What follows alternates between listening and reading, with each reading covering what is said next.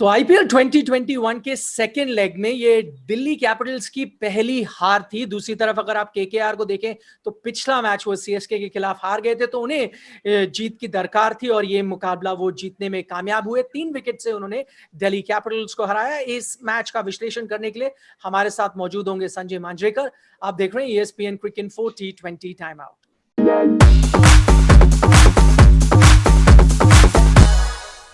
संजय, इससे पहले कि हम 5 पॉइंट्स की तरफ आए, काफी राहत की सांस लेगी केकेआर की टीम, क्योंकि हमने देखा है इस मैदान पर आज तो 127 रन थे, लेकिन 125 भी डिफेंड हो चुके थे। जी हाँ। राहत की सांस लेंगे और ये भी जानेंगे थोड़े से लकी थे क्योंकि 2 ओवर्स की वजह से ये मैच जीते। 2 ओवर्स यानी जब नीतीश राणा ने पूरा अटैक किया ललित यादव पे, और उसके बाद सुनील नारायण ने जब रबाडा को अटैक किया, तो ये 2 ओवर्स की वजह से ये मैच में ये फर्क पड़ गया और लास्ट में कोलकाता जीती है और दिल्ली अनफॉर्चुनेटली हारी। इसी पर विस्तार से चर्चा करते हैं और पहला पॉइंट भी हमारा वही है संजय, ये कि दिल्ली का बॉलिंग प्लान थोड़ा सा फ्लॉप रहा। पहले वो रबाडा के ओवर के बारे में बात करते हैं कि थोड़ा आप हैरान हुए कि 11वें ओवर में आते हैं अपना पहला ओवर डालने के लिए इस छोटे से टारगेट में। अंत में जैसा मैच खत्म हुआ, जरूरत नहीं पड़ी वो अहम लास्ट 3-4 ओवर्स की। देखिए, पिच ऐसा था कि अगर आपको विकेट्स चाहिए, और वही चाहिए थी दिल्ली को, पहले 6-7 ओवर में 3-4 विकेट मिले तो फिर मैच बन सकता है। तो ऐसे पिच के ऊपर फास्ट बॉलर्स विकेट निकालना थोड़ा सा मुश्किल है, क्योंकि अगर आप इमेजिन कीजिए कि रबाडा और नौके अगर 2-2 3-3 ओवर करते और आवेश खान, तो शायद केकेआर के बल्लेबाज खेल के उनको निकालते, 5-6 रन मिलते, क्योंकि विकेट मुश्किल है मिलना जब बल्लेबाज आपको मार नहीं रहा है। जब स्पिनर्स आते हैं फिर आपको थोड़ा सा, एक तो अच्छा डिफेंस दिखाना है, आपको अगर तेजी से खेलना है तो स्किल दिखानी है। एक ही जो डिफरेंस रहा दोनों टीमों में कि स्पिनर्स की जो क्वालिटी है, अक्षर पटेल, अश्विन और फिर ललित यादव, ये इतने विकेट टेकर्स नहीं है। इसलिए मैं बार बार ये कह रहा हूं कि अगर आपके पास व्हाइट बॉल क्रिकेट में विकेट टेकर्स है तो फिर ये आपको मैच जिताएंगे। अगर आप सुनील नारायण को देखिए, वरुण चक्रवर्ती को देखिए, लगातार हर मैच में वो एक प्रभाव डालते हैं विकेट लेकर, और वो थोड़ा सा दिल्ली के खिलाफ गया। रणनीति अच्छी थी स्पिन से शुरू करना, क्योंकि अगर ये मैच जीतना था तो वो 3 स्पिनर जो उनके पास थे उनको विकेट निकालना था, उन्होंने उतने विकेट निकाले नहीं, ये थोड़ा सा उनके लिए मसला था। चलिए, ये रणनीति आपको अच्छी लगी कि शुरुआत में स्पिन गेंदबाजों को ओवर दिए, लेकिन ये कैसा लगा आपको कि 14वें ओवर में वापस आप स्पिनर को लेके आते हो, खासतौर पर तब ललित यादव जो कि पार्ट टाइम स्पिनर ही आप मानेंगे, खासतौर पर तब जबकि आपके रेगुलर बॉलर्स के पास अच्छे खासे ओवर बचे हुए थे। जी हाँ, मैं देख रहा था अक्षर पटेल के पास एक ओवर था, लेकिन डर ये होता है, और ये थियरी है ना कि लेफ्ट हैंड बैट्समैन है वहां पर, तो फिर आप लेफ्ट आर्म स्पिन नहीं करा सकते, इसलिए शायद ललित यादव के पास गए। लेकिन नीतीश राणा ने उनके ऊपर अटैक करके रन लिए, तो ऐसा भी नहीं है कोई गारंटी कि अच्छा अगर बॉलर हो तो अक्षर पटेल भी शायद उनको शांत रखते, लेकिन जब छोटा मैच होता है ना, आप ये ऐसे गैम्बल्स लेते नहीं। अभी मुझे एक पॉइंट करना है, क्योंकि मैं सोच रहा था उस टीम में श्रेयस अय्यर है और स्टीव स्मिथ है, दोनों प्योर बल्लेबाज।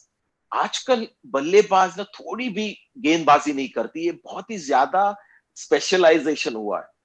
और अगर एक ओवर भी करे, उस दिन आपने देखा कि जब केकेआर ने वेंकटेश अय्यर को एक ओवर कराया चेन्नई सुपर किंग्स के साथ, 16 ओवर उन्होंने डाला और शायद 6 रन दिए, और बहुत ही महत्वपूर्ण वो ओवर था।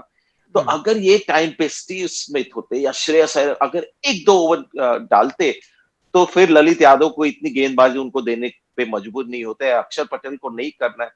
तो मैं, अगर कभी होने वाला नहीं है, बट अगर मैं किसी फ्रेंचाइज का कोच बनूं, तो जो स्पेशलिस्ट बल्लेबाज है और जो थोड़ी बहुत गेंदबाजी करते हैं उनको लगातार मैं नेट में गेंदबाजी कराऊं, क्योंकि एक एक ओवर से मैच में फर्क पड़ता है। नेवर से नेवर, क्या पता आप हो भी किसी फ्रेंचाइज के कोच। बहरहाल नीतीश राणा की यहाँ पर बात करते हैं, और उन्होंने आज अच्छी पारी खेली, 36 रन बनाए 27 गेंदों में। उनके लिए भी आसान नहीं हो सकता, क्योंकि कई मैचेस में तो मौका नहीं मिल रहा था इतना बैटिंग करने का। दूसरा, बैटिंग पोजीशन भी गवाई, ओपन करते आ रहे थे, लेकिन वहां पे से भी आप नीचे खेल रहे हो। इन सब के बावजूद आज इतनी क्रूशियल इनिंग्स खेलना। पिछले मैच में नॉट आउट रहे थे और स्कोर भी खास बड़ा नहीं था, लेकिन इनफ स्कोर था जिससे शायद कॉन्फिडेंस उनका ठीक हो। हाँ, लेकिन अगर कोई भी सोच रहा था कि नीतीश राणा हमेशा टीम में होते हैं, उनको टॉप 4 में बल्लेबाजी मिलती है, तो उसका कारण क्या है, तो आज हमें पता चल गया। क्योंकि नीतीश राणा को अब तक हमने जो आईपीएल में देखा है, ज्यादातर फास्ट बॉलर्स के खिलाफ देखा है, कट मारते हैं, अच्छा पुल करते हैं, लेकिन आज जिस तरह से उन्होंने दो लॉफ्टेड शॉट्स खेले, बहुत दूर तक गई गेंद, और जिस तरह का उनका स्टाइल है, लग रहा था कि ये इनकी नेचुरल गेम है। तो अगर कोई बल्लेबाज खास तौर पे यूएई में स्पिन के खिलाफ ऐसे शॉट्स खेल सकता है सीधा, तो फिर ये डेंजरस एक बल्लेबाज बन सकता है। और आज की जो इनिंग्स थी वो बहुत ही अच्छी थी ऑन क्वालिटी, जिस तरह से उन्होंने लंबे दौर तक खेले और बड़े बड़े शॉट्स अंडर प्रेशर मारे। तो नीतीश राणा के लिए बहुत ही अच्छा एक ये मैच रहा है। और केकेआर को भी एक ऐसा बल्लेबाज मिला है जो स्पिन के खिलाफ भी आपको सीधे सीधे मारकर ऑपोजिशन को अंडर प्रेशर डाले। हम इस बीच काफी टर्निंग पॉइंट्स देख रहे हैं। एक और अगर हम सुनील नरेन की बल्लेबाजी देखें, आज उनका अच्छा प्रदर्शन, 21 रन बनाते हैं 10 गेंदों में। लेकिन मैं उस ओवर की तरफ जाऊंगा, खगीसो रबाडा का, वो नो बॉल करते हैं और उसके बाद इतने सारे रन पड़ते हैं। कई बार ये छोटे छोटे मोमेंट्स टर्निंग पॉइंट हो जाते हैं। जी हाँ, बिल्कुल सही, और अच्छा आपने ये पॉइंट निकाला, क्योंकि बहुत बार ऐसे हुआ है। एक मैच आईपीएल में पहले भी एक हुआ था, यहाँ पर एक बल्लेबाज स्ट्रगल कर रहा था, मुझे याद नहीं आ रहा कौन, बट ये बिल्कुल याद है कि एक फ्री हिट मिला, और फ्री हिट जब मिलता है ना, तो पूरा लाइसेंस मिलता है एक बल्लेबाज को कि बल्ला चलाए, और उस पर उन्होंने अपना पहला चौका मारा, और उसके बाद वो इनिंग को मोमेंटम मिली। तो आज भी वही हुआ। और ये जो नो बॉल जो है, बहुत ही उस पे पनिशमेंट बहुत ज्यादा है, क्योंकि एक तो नो बॉल जब डालते हो तो बल्लेबाज आउट नहीं होता, एक रन मिलता है, एक्स्ट्रा गेंद आपको करना पड़ता है, और उसके ऊपर एक नेक्स्ट बॉल भी फ्री हिट हो जाता है, तो ये बच के रहना पड़ेगा। और आपने बिल्कुल सही कहा कि अगर वो फ्री हिट ना मिलती तो शायद सुनील नारायण को उतना कॉन्फिडेंस नहीं मिलता उस ओवर में। इस बीच दिल्ली के टोटल के बारे में क्या बात करेंगे? एक चीज तो साफ हो गई उनकी बैटिंग देखकर कि पार्टनरशिप्स की कमी थी जब वो बैटिंग कर रहे थे। 127, इस बात को ध्यान में रखते हुए कि लॉकी फर्गुसन फिट नहीं थे, अपने 2 ओवर नहीं डाल पाए, इस बीच क्या दिल्ली नाखुश होगा उस टोटल के साथ? जी हाँ, 20-25 रन और होने चाहिए। तो क्विकली दो चीजें कहूंगा, एक तो पिचेस इंप्रूव होने चाहिए शारजा में, ऐसे पिचेस नहीं होने चाहिए T20 क्रिकेट में। और करंट प्लेयर्स है ना, ऐसे पिचेस पे और स्ट्रगल करते हैं। पुराने जमाने के प्लेयर्स इन पिचेस के ऊपर शायद बेटर डिफेंस दिखाते, या छोटे स्किल्स होते, 1s and 2s गैप में मार के। ये पावर हिटर्स है, इनको अच्छे पिचेस की जरूरत है। तो शारजा के सरफेस के बारे में सोचना चाहिए। और अगर आप वो पूरी बैटिंग लाइनअप दिल्ली के आज देखें, जिस तरह से उन्होंने बल्लेबाजी की, काफी डिसअपॉइंटिंग रही। तो एक इंपॉर्टेंट एक मोमेंट ये था जब स्टीव स्मिथ आउट हुए, क्योंकि सबसे बेहतर बल्लेबाज उनकी टीम में उस पिच के ऊपर स्पिनर्स के खिलाफ भी स्टीव स्मिथ लग रहे थे, और वो 13th ओवर में आउट हुए, जब उन्होंने नौकी